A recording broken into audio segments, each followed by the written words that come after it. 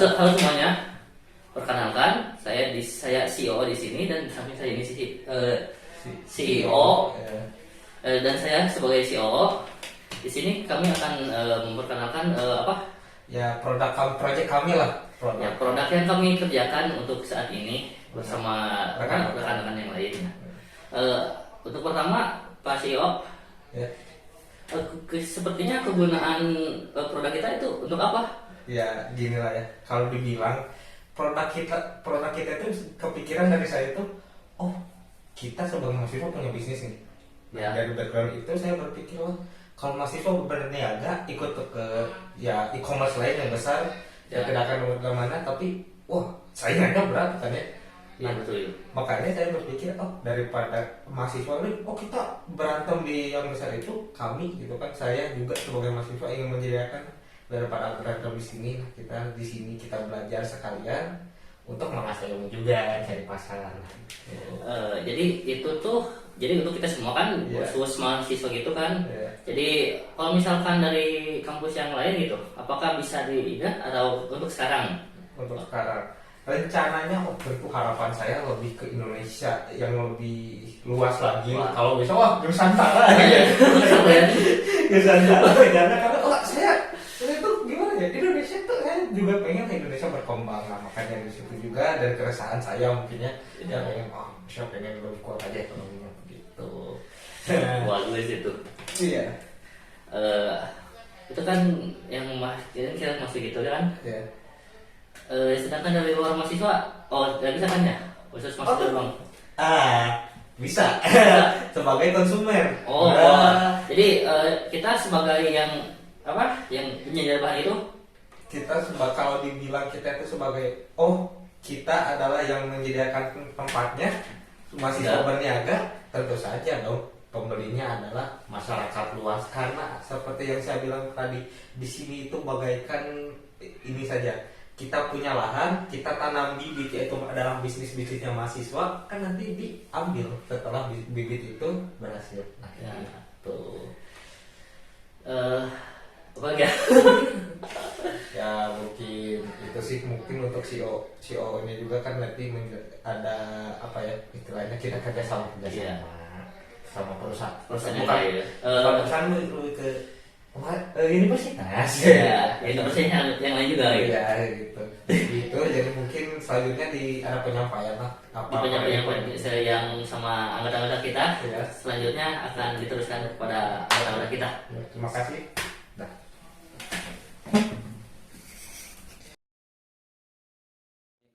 Project. Halo, berjumpa dengan kami. Izinkan kami memperkenalkan diri. Saya Dwi Aditya dari divisi CEO dan di sebelah saya ada Herdianto Sukmana dari divisi Riset Manajemen.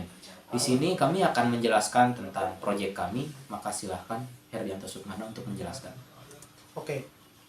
Rencana divisi kami yaitu pengelolaan arus kas. Memonitori dan mengelola arus kas masuk dan keluar. Memastikan likuiditas yang cukup untuk operasional sehari-hari dan investasi. Yang kedua ada perencanaan dan analisis keuangan, menyusun anggaran tahunan dan proyeksi keuangan jangka panjang, menganalisis kinerja keuangan bulanan, dan memberikan rekomendasi perbaikan. Lalu ada pelaporan keuangan, menyusun laporan keuangan bulanan, kuartalan, dan tahunan, memastikan laporan keuangan sesuai dengan standar akuntansi yang berlaku. Lalu ada manajemen risiko, mengidentifikasikan dan mengelola risiko keuangan, mengembangkan strategi mitigasi risiko. Baik, selanjutnya dilanjutkan oleh saya, yaitu ada optimalisasi modal kerja. Mengelola utang piutang secara efisien, menjaga rasio perputaran modal kerja yang sehat. Investasi dan pembiayaan, mengevaluasi peluang investasi baru, mengelola struktur pembiayaan perusahaan, termasuk hutang dan ekuitas. Kenapa menggunakan rencana ini? Yaitu ada pengelolaan arus kas. Memastikan perusahaan memiliki likuiditas yang cukup untuk operasi sehari-hari dan investasi strategis. Menghindari masalah likuiditas yang dapat menghambat operasional perusahaan. Perencanaan dan analisis keuangan memungkinkan perusahaan untuk merencanakan ke depan dan mengalokasikan sumber daya secara efektif, membantu dalam pengambilan keputusan berdasarkan data dan analisis yang akurat. Selanjutnya ada pelaporan keuangan, menyediakan informasi keuangan yang transparan dan akurat untuk memangku kepentingan, memenuhi persyaratan hukum dan peraturan. Selanjutnya ada manajemen risiko, mengidentifikasi potensi ancaman terhadap stabilitas keuangan perusahaan, mengembangkan strategi untuk mengurangi dampak negatif dari risiko tersebut. Ada optimalisasi modal kerja, memastikan penggunaan modal kerja yang efisien dan produktif, meningkatkan likuiditas dan kesehatan keuangan perusahaan. Investasi dan pembiayaan, memanfaatkan peluang investasi yang dapat meningkatkan nilai perusahaan. Mengelola struktur modal secara optimal untuk memaksimalkan keuntungan. Gambaran rencana dan perkembangan. Sekian penjelasan tentang proyek kami dan rencana-rencananya. Maka dari itu kami selesaikan hari ini. Wassalamualaikum warahmatullahi wabarakatuh. Halo semua, perkenalkan nama saya Haifan Indra Santos, saya Digital Marketing. Dan saya Hilma Nur Nazia sebagai CEO. Dan saya Muhammad Faris Marzuki sebagai manajemen production. Hari ini kita akan menjelaskan tentang plan kita, yaitu strategi teknik pemasaran yang akan kita terapkan pada Mashop. Tujuan utama dari strategi ini adalah meningkatkan kesadaran merek, menarik lebih banyak pelanggan, dan pada akhirnya meningkatkan penjualan. Yaitu kita akan menggunakan platform media sosial. Pertama, kita akan fokus pada penggunaan platform sosial untuk mempromosikan Mashop. Kita akan menggunakan Instagram dan TikTok, yaitu menggunakan kedua platform tersebut karena popularitasnya yang bagus di kalangan target audiens kita, yaitu mahasiswa. Kedua, yaitu berbagi cerita di balik usaha. Konten yang otentik dan menarik tentang perjalanan usaha kita akan membantu membangun koneksi emosional dengan para audiens. Yang ketiga, mempromosikan produk atau layanan, menampilkan produk terbaru, penawaran khusus, dan testimoni pelanggan. Berinteraksi dengan mahasiswa potensial menggunakan fitur seperti live streaming, ada Q&A dan polling untuk berinteraksi langsung dengan audiens. Dan yang terakhir yaitu melibatkan mahasiswa influencer. Bekerja sama dengan influencer kampus yang memiliki banyak pengikut untuk mempromosikan Mashop kepada audiens mereka. Lalu selanjutnya pemberian diskon. Pemberian diskon di sini memberikan diskon pada produk-produk tertentu untuk menarik perhatian pelanggan dan mendorong mereka untuk melakukan pembelian, dan menawarkan diskon untuk promo khusus untuk mahasiswa yang mana dapat meningkatkan penjualan dan pembangunan solidaritas di kalangan komunitas mahasiswa.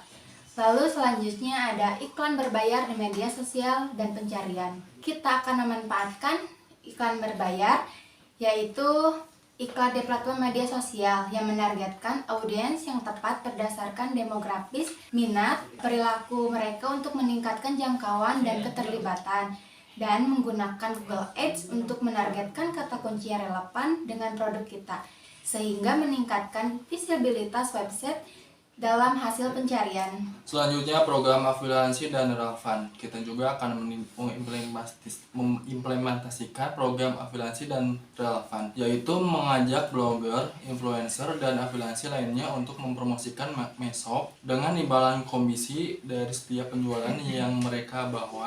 Selanjutnya mendorong pelanggan yang ada untuk mereferensikan Mashop kepada teman-teman mereka yang dengan menawarkan influencer seperti diskon atau hadiah. Selanjutnya, strategi konten marketing juga akan kita terapkan, yaitu membuat konten yang informatif dan relevan di blog Mashop untuk menarik traffic organik dan memberikan nilai tambahan kepada pelanggan. Selanjutnya, membuat video tutorial tentang cara penggunaan produk, ulasan produk, dan konten menarik lainnya untuk dibagikan di media sosial dan YouTube. Yang terakhir, email marketing juga merupakan bagian penting dari strategi kita, yaitu mengirim email kala kepada pelanggan dengan informasi tentang produk baru, menawarkan khusus, dan konten menarik lainnya. Selanjutnya, menggunakan data pelanggan untuk mengirimkan email yang disesuaikan dengan minat dan kebutuhan mereka, meningkatkan peluang konferensi. Dan itulah beberapa strategi pemasaran untuk kita implementasikan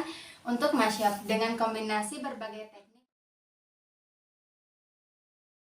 Perkenalkan, kami dari tim CTO atau teknologi. Saya dari divisi Director of Development. Nama saya Deden Hidayat. Nama saya Listia Silviani sebagai Chief Architect. Di sini kami akan menjelaskan beberapa tahap dalam pengembangan Mashop ini. E-commerce Mashop dibuat berbasis web. Platform web kami pilih karena fleksibilitas dan dapat merata ke semua user. Artinya, user dari berbagai kalangan dapat menggunakan aplikasi kami dengan mudah. Akan banyak sekali fitur yang akan kami kembangkan ke dalam aplikasi kami, seperti fungsi pencarian dan penjelajahan produk yang ramah pengguna, registrasi pengguna yang aman dan login, profil pengguna personal dan wishlist, proses checkout, yang mulus dengan berbagai opsi pembayar. Pada pelacakan pesanan dan pembaruan status pengiriman, dukungan pelanggan dan mekanisme umpan balik, dashboard intuitif untuk mengelola produk, pesanan, dan pelanggan, manajemen inventaris dan pelacakan stok, alat analitik penjualan dan pelaporan, sistem manajemen konten untuk kustomisasi situs, lalu integrasi dengan layan pihak ketiga, misalnya pengiriman, analitik, dan payment gateway. Selanjutnya kami akan melakukan sebuah demo Masop yang akan dilakukan oleh CTO kami. Terima kasih sudah menonton penjelasan kami. Wassalamualaikum warahmatullahi wabarakatuh.